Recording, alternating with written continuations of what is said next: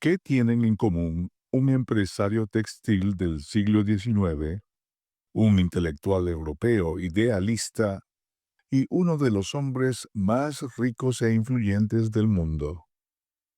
La respuesta: la creencia en una sociedad perfecta, diseñada desde el pensamiento, aplicada desde el poder y justificada por la moral. Una moral muy particular. Hoy, en Punto de Quiebre, exploramos a George Soros, no como banquero ni conspirador, sino como un hombre con un ideal utópico. George Soros no parte del dinero ni del mercado. Su marco de pensamiento se enlaza en Karl Popper y la noción de sociedad abierta, una comunidad que nunca alcanza su forma ideal, pero que debe resistir toda forma de autoritarismo y dogma. Aquí se revela su tensión más profunda. Soros defiende los mercados, pero también reconoce que sus valores, eficiencia, ganancia, competencia, contaminan la esfera política y moral. El mercado, dice, premia a los agentes, a los que gobiernan, a las autoridades, a los que tienen posiciones de liderazgo. La política debería responder, por el contrario, a los principales, o sea, el pueblo, pero no lo hace. En su teoría de la agencia, los agentes, gobiernos, corporaciones, élites políticas, se apropian del poder y traicionan a quienes representan. Para Soros, este fenómeno no es accidental, es estructural. Y aquí surge lo central. La democracia, en la visión de Soros, no funciona sola, debe ser forzada. La voz de los principales, o sea, del pueblo, debe ser escuchada. Y si los mecanismos no funcionan, se justifica la intervención. ONGs, protestas callejeras, medios, presión internacional e incluso lo que algunos países llaman sedición. Soros no lo oculta. Su Open Society financia movimientos, partidos, medios de comunicación, litigios, reformas judiciales. En su visión, una democracia que no rinde cuentas no merece estabilidad. Expulsado de China por subversivo, desilusionado con Rusia, enfrentado a Israel, pero venerado por progresistas en Europa y Estados Unidos. Soros encarna una contradicción. Quiere reformar el mundo con métodos que muchos consideran disruptivos, agresivos e incluso antidemocráticos. Cuando el sistema no funciona, según Soros, hay que actuar. La presión política no es una opción, es un deber. Y si hace falta remover agentes de poder, se justifica. Para sus detractores, esta es una forma de injerencia, manipulación y desestabilización. Para sus seguidores, es la única vía para que los ideales democráticos se cumplan en serio. George Soros no inventó las sociedades abiertas, pero sí las exportó con dinero, influencia y una profunda convicción de que el mundo debe ser rediseñado. Para muchos es un símbolo del intervencionismo global. Para otros, el filántropo que empuja a las democracias a cumplir sus promesas. Pero detrás de la retórica permanece una pregunta inquietante. ¿Puede una democracia ser impuesta desde arriba? ¿Y puede el poder del dinero justificar la causa más noble? Hubo un tiempo, no muy lejano, en el que los pueblos del este de Europa salían a las calles con flores en la mano, literalmente.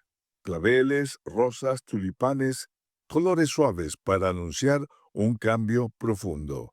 Lo llamaron las revoluciones de colores.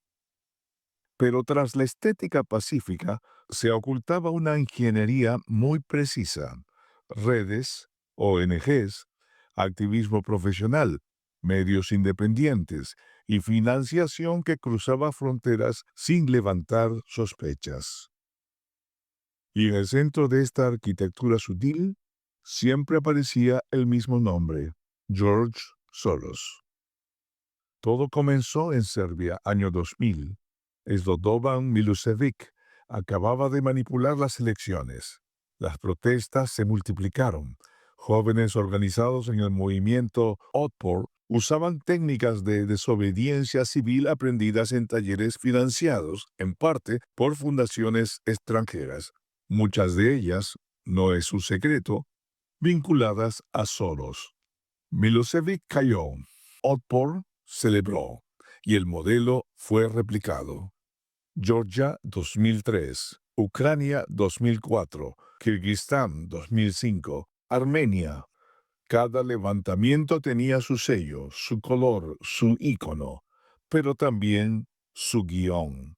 Primero, denuncias de fraude, luego protestas masivas, finalmente el colapso de un régimen. Para unos fue el renacer de la democracia, para otros una nueva forma de golpe de Estado, sin tanques ni disparos, pero con cámaras y hashtags. La prensa occidental lo aplaudía. El pueblo se libera. Rusia y los gobiernos conservadores lo denunciaban. Esto no es libertad, es su versión importada. Y Soros sonreía desde las sombras. No negaba su participación, tampoco la proclamaba, pero sus fundaciones seguían funcionando y sus manuales de sociedad abierta circulando. El resultado fue ambiguo. Algunos gobiernos autoritarios cayeron, pero la utopía no llegó.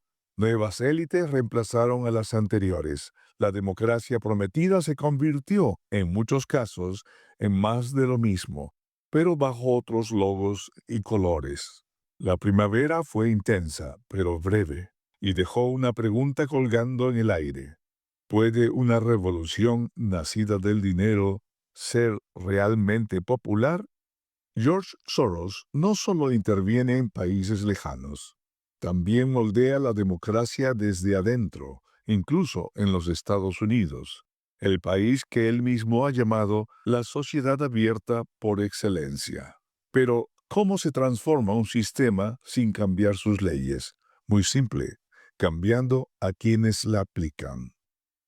Desde hace más de una década, Soros financia campañas políticas locales, pero no busca alcaldes ni senadores, apunta más abajo, más cerca del ciudadano común, fiscales de distrito.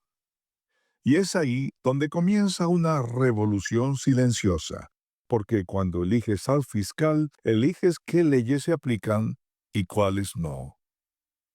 En ciudades como San Francisco, Chicago, Filadelfia o Nueva York, fiscales progresistas financiados indirectamente por Soros, a través de redes de apoyo y comités de acción política, comenzaron a rechazar causas menores, hurtos, vandalismo, reincidencia, justicia social, reducción del encarcelamiento masivo, enfoque en rehabilitación.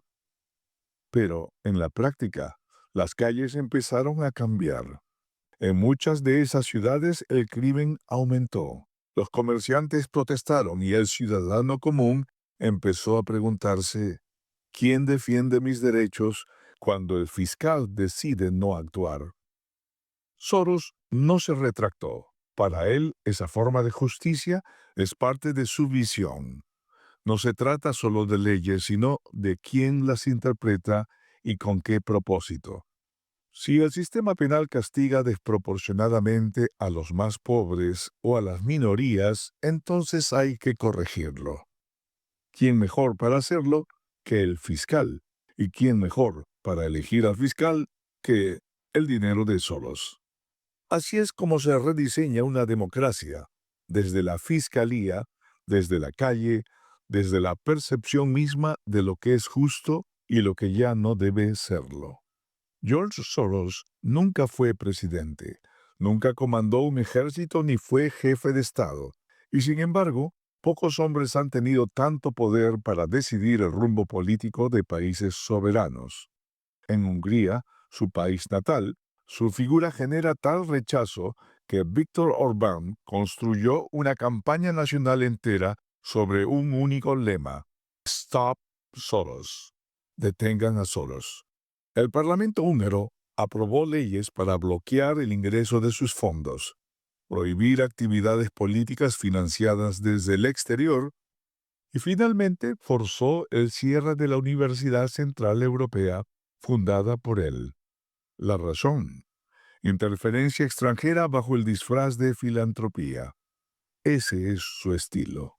Israel, aunque muchos lo ignoren, también lo acusa de financiar ONGs que critican al gobierno, al sionismo y a las políticas de Estado hebreo hacia Palestina, y eso viniendo de un judío sobreviviente del nazismo.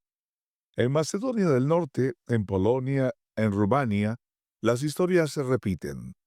ONGs, medios activistas y reformas judiciales que parecen seguir un patrón: desestabilizar a los gobiernos conservadores, favorecer estructuras globalistas, cambiar desde adentro, pero con dirección externa. Sus críticos dicen que no ayuda al pueblo, ayuda a quienes coinciden con su agenda, a quienes están dispuestos a empujar los valores de la sociedad abierta, aunque eso signifique pasar por encima de la soberanía nacional. Y aquí aparece la gran paradoja: ¿cómo se puede construir una democracia genuina cuando la voz más potente no es la del pueblo, sino la del donante más generoso? Porque cuando una sola red de fundaciones es capaz de alterar elecciones, financiar medios y entrenar activistas en decenas de países, cuando el dinero compra influencia y la influencia redibuja el mapa político, entonces la democracia deja de ser un ejercicio de autodeterminación y se convierte en una ficción guiada por manos invisibles. ¿Qué ocurre cuando alguien cree tener la fórmula para arreglar el mundo y además tiene el poder para intentarlo? George Soros no es un conspirador en las sombras, ni un simple banquero. Es un pensador, un estratega, un hombre que convirtió su fortuna en un instrumento político, filosófico y cultural. Cree que el mundo debe ser corregido, cree que las fronteras deben diluirse, que las democracias deben forzarse a cumplir sus promesas, que los poderosos deben ser enfrentados, aunque eso implique imponer una voluntad sobre otra. En su cabeza, el orden global no es algo natural, sino una construcción defectuosa que se puede redibujar desde el activismo, la economía y sí, también desde la confrontación.